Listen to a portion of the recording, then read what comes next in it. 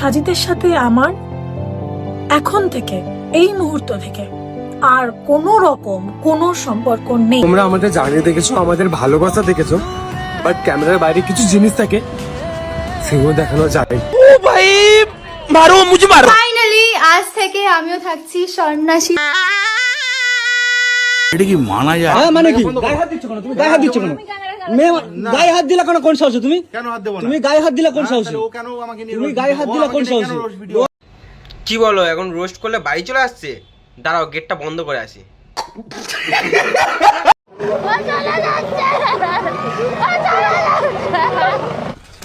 Hello বন্ধু, বলো বন্ধু, সবাই ভালো তো?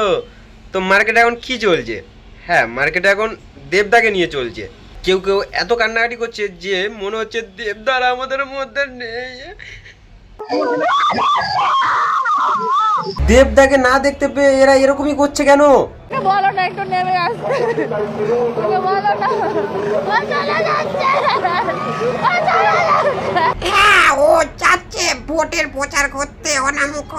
পৃথিবী ছেড়ে যাচ্ছে না, এবার চুপ কর।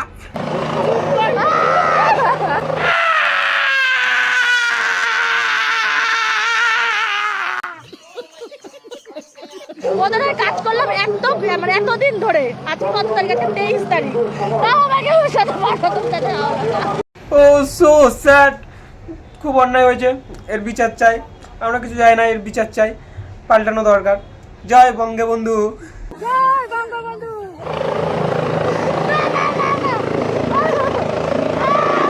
আর কি করা যাবে, ডিম ভাতকে বাড়ি চলে যা। তাও আমাকে ওর সাথে পাঠাতে চাই।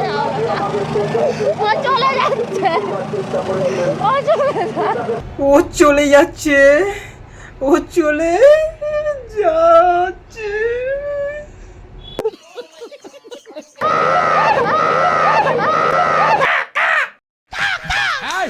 গাঁরে রহিবি ধিকড়ি ধিকড়ি। ও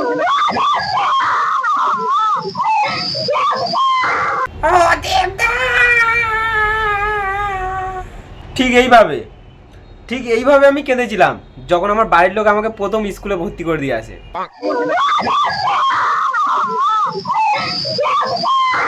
আরে দেবদার ফ্যান তো আমিও, তারপরে এইভাবে কে কাঁদে? ও দেবদা, দাদা এখনো বেঁচে আছে, এইভাবে কাঁদে কেউ? পাগল শালা অনামুখ। দেবদার এখন দীর্ঘায়ু এখন কামনা করি, সেই না? ও দেবদা।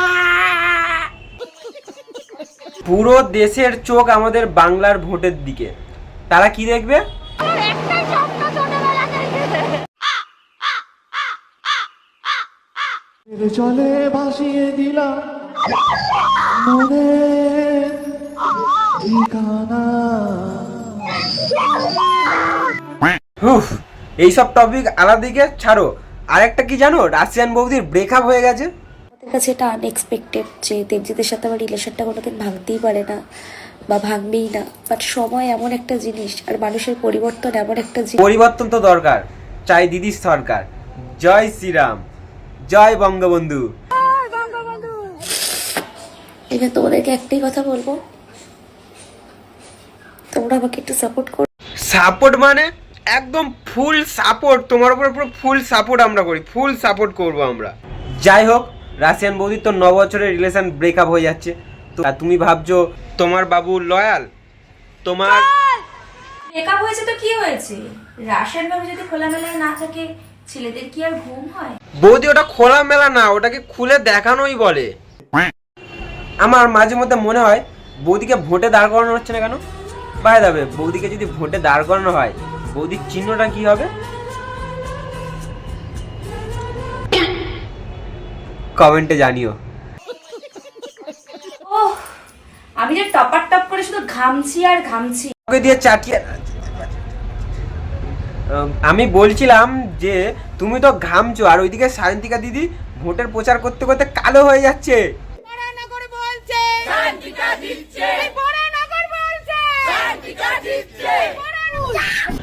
আরে জিতছে কি জিতছে না সেটা পরের কথা, তোমরা এত জোরে চিল্লাচ্ছ কেন? আরে 1,500 টাকা তো আমার অ্যাকাউন্টেও ঢুকেছে, তাহলে কি আমি চিল্লাচ্ছি?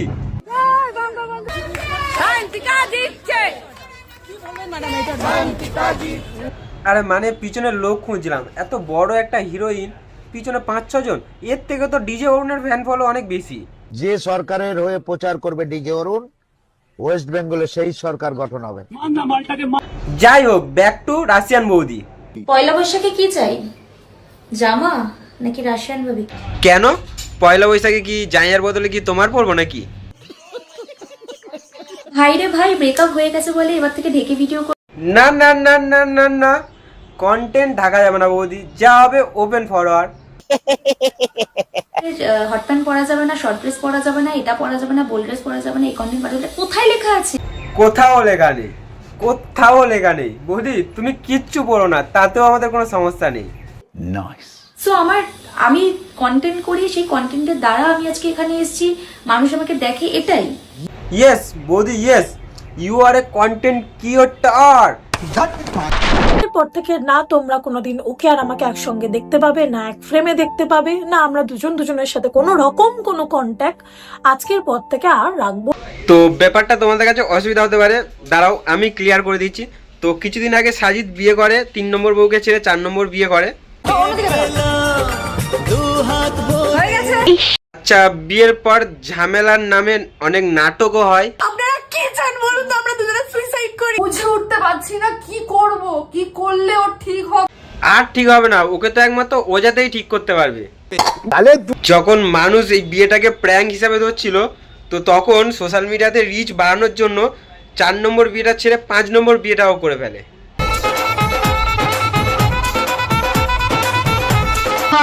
এবার শুধু বিয়েই না, ফুলসজ্জাও। তুমি এত পাগল হইছো কেন পাইয়া আমার? না মানে এবার কতবার হয়েছে কি করে বলবো, হাট। না মানে এত কিছু হয়ে যাওয়ার পরে তারপরেও প্রিয়াঙ্কা 2 দিন আগে কিছু একটা ভিডিও আপলোড করে, আর সেখানে বলে যে ওরা দুজনে আর একসাথে থাকবে না। এদের সাথে আমার এখন থেকে এই মুহূর্ত থেকে আর কোনো রকম কোনো সম্পর্ক। তারপরে এখান থেকে শুরু হয় সেই 5 নম্বর বিয়ের 105 নম্বর নাটক, বুঝেছো? নমস্কার, আমি প্রিয়াঙ্কা। আপনারা অনেকেই আমাকে চেনেন, আবার অনেকে আমাকে চেনেন। কি যে বলো না, তোমাকে না চিনলে হয়, তুমি হচ্ছে 2 নম্বর ছেলের 5 নম্বর বউ বলে কথা। তোমরা প্রত্যেকে জানো এই 1.5 বছর ধরে আমার জীবনের একটা নতুন চ্যাপ্টার। হ্যাঁ, তোমার নতুন চ্যাপ্টার, কিন্তু তোমার রাইডারের 5 নম্বর বউ তুমি। লজ্জা লাগা দরকার। বেশি সময় নষ্ট করবো না, ছোট্ট করে কিছু জিনিস আমার জানানো। সময় নষ্ট, সময় নষ্ট, তোমরা এত সময় নষ্ট করেছো যে অডিয়েন্সে এতটা সময় নষ্ট করেছো যে সাজিদ তার 3 নম্বর বউয়ের পিছনে এতটা সময় নষ্ট করেনি। আমার জীবনটা তো শেষ করে দিল, এবার দেখো আমি কি করি। ডাইরেক্ট পয়েন্টে যদি আসি, আমি আর সাজিদ একসঙ্গে ছিলাম, আমাদের একটা জীবনের নতুন অধ্যায় চলছে। হ্যাঁ, সেই অধ্যায়ে সুন্দর সুন্দর জিনিসও ছিল, এই যেমন একজনকে দুবার বিয়ে, এছাড়া মারাবাড়ির নামে অনেক নাটকও ছিল। ও এছাড়া তো আরো একটা জিনিস ছিল,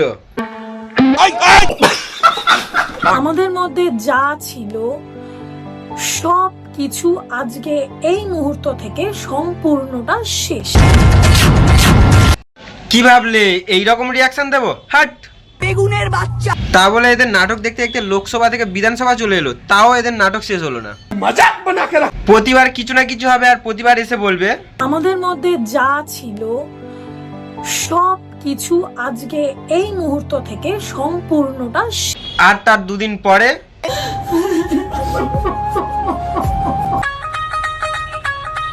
বলছি কি এবারে একটু অন্যরকম ট্রাই করো, কারণ প্রতিবারে একই জিনিস দেখতে দেখতে আমরাই বোর হয়ে গেছি। মানুষের মধ্যে এক এক রকমের ট্যালেন্ট থাকে, কেউ খুব ভালো রান্না করতে পারে, কেউ খুব ভালো সাজাতে পারে, কেউ খুব ভালো আঁকতে। হ্যাঁ, আর কেউ তো খুব ভালো বিয়েও করতে পারে। আমরা দুজনের সাথে কোনো রকম কোনো কন্ট্যাক্ট আজকের পর থেকে আর রাখবো না। এদেরকে ছেড়ে একটু দীপঙ্কর দার কাছে যাই একটু। মানে কি ভিডিও কেন করছো? হ্যাঁ মানে কি গায়ে হাত দিচ্ছ কেন তুমি? গায়ে হাত দিচ্ছ কেন? মেয়ে গায়ে হাত দিলা কেন? কোন সাহসে তুমি? কেন হাত দেব না? তুমি গায়ে হাত দিলা কোন সাহসে? ও কেন আমাকে নিয়ে? তুমি গায়ে হাত দিলা? বিষয়টাকে নিয়ে একটু ব্যাখ্যা করি। মানে আমাদের সবার প্রিয় কন্টেন্ট ক্রিয়েটর দীপঙ্কর দাকে নিয়ে একটু রোস্ট করে। এই সমস্ত ভিডিও আমি আর বানাই না, সেই সমস্ত ভিডিও নিয়ে তুমি এই সমস্ত রোস্ট টাইপের ভিডিও করে। স্বাভাবিক, দাদা সেটা খারাপ লাগে, দাদা এবং তাদেরকে মেসেজ করে, এবং তুমি আমাকে নিয়ে যে ভিডিওটা বানিয়েছো সেই ভিডিওটা বলার পরও যখন ভিডিও ডিলিট করে না, তখন কি করে এই দীপঙ্কর দা সেই ক্রিয়েটরের বাড়ি চলে যায়। গায়ে হাত দিলা কেন? কোন সাহসে তুমি? কেন হাত দেব না? তুমি গায়ে হাত দিলা কোন সাহসে? ও কেন আমাকে নিয়ে? তুমি গায়ে হাত দিলা কোন সাহসে? হ্যাঁ, কেন রোস্ট করবে? দাদা তো রোস্ট করার মতন কোনো কাজই করেনি। ঠিক আছে, তো এখানে বসো সবাই, যে দাঁড়া। আমার বউ চলে গেছে, আমি একটা কথা বলে দিলাম। তোমার বউ চলে গেছে, আমি কি করতে পারি? আমরা কি করতে পারি? বুঝতে পারলাম দাদার বউ চলে গেছে বলে দাদা এত রেগে গেছে। বলছি দাদা কোনটা? না বাবা, আমিও বেশি কিছু বলবো না, না হলে তো এদের ভিডিও আর বেশি নেওয়া যাচ্ছে না। তো ভিডিওটা এখানেই শেষ করছি। ভালো লাগলে লাইক করো, কমেন্ট করো, চ্যানেলে নতুন হয়ে থাকলে চ্যানেলটিকে সাবস্ক্রাইব করে দিও। তো কোন পার্টটা ভালো লেগেছে কমেন্টে জানিও। তো দেখা হচ্ছে খুব তাড়াতাড়ি নতুন ভিডিওতে। চলো টাটা।